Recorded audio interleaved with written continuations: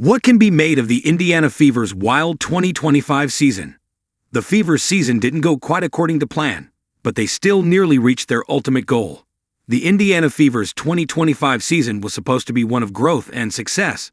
Drafting Aliyah Boston and Caitlin Clark in back-to-back years had put the struggling franchise back on the map, giving the Fever a pair of can't-miss building blocks for the immediate future, and the team's recent explosion in popularity further nudged its brass to put a product on the court that matched its hype.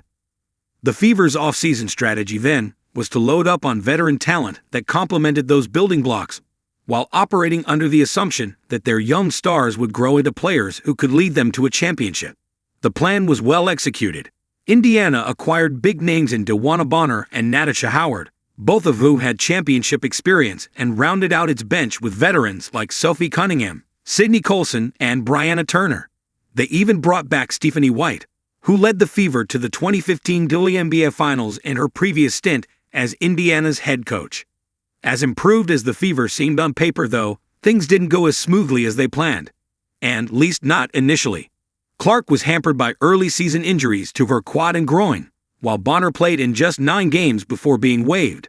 The talents of Boston and Kelsey Mitchell, both of whom were named All-Stars for the 3rd season in a row, were just enough to keep the Fever treading water, but it was clear early on that this was not the championship-caliber team many had hoped for. As the season dragged on, the Fever's injury issues mounted. By mid-August, Cunningham and Colson had both suffered season-ending injuries, as had hardship replacements Ari McDonald and Chloe Bibby. Meanwhile, Clark hurt her groin again, cutting her highly anticipated sophomore season short. The up-and-coming star played in just 13 of the Fever's 44 regular season games, and by the time she was ruled out for the remainder of the year, most had dismissed the Fever as a failed experiment.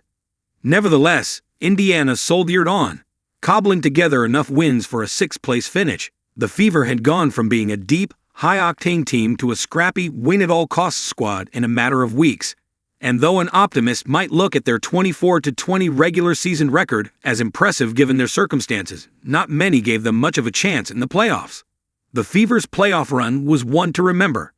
As it so happened, the 2025 postseason is where the Fever truly showed what they were made of. They upset the No.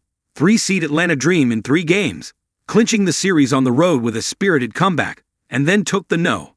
2-seed and eventual champion Las Vegas Aces to a full 5 games in the semifinals, finally bowing out in overtime long after their reserves had been depleted. For whatever criticisms the Fever drew during the regular season, they proved their mettle when the games mattered most, and their improbable playoff run seemed to be a fitting end to a season characterized by adversity. "Not a lot of people even expected us to be here," said Mitchell, whose hot shooting and clutch playmaking won over countless fans in her exit interview. "And I think that within itself is a lot to be proud of. We could have folded, and we didn't. We didn't tuck our tail. We didn't complain." In an odd twist, the Fever had simultaneously been underachievers and overachievers, a team that disappointed during the regular season, yet nearly made the WNBA Finals with a depleted roster.